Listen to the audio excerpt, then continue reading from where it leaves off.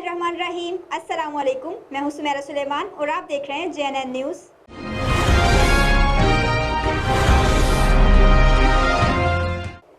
पैसों के लेन देन में दो ग्रुपों में तसादुम, 3 अफराद जख्मी। 112 की रेस्क्यूज ने जख्मियों को अस्पताल पहुंचाया।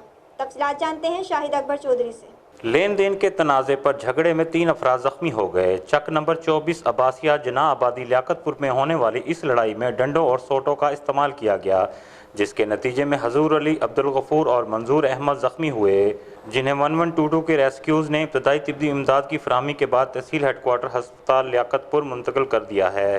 कैमरा टीम के साथ शाहिद अकबर चौधरी, JNN न्यूज़ लियाकतपुर। बहुत शुक्रिया शाहिद अकबर चौधरी तफसीलात से आगाह करने के लिए। मज़ीद खबरों के लिए देखते रहिए JNN न्यूज़।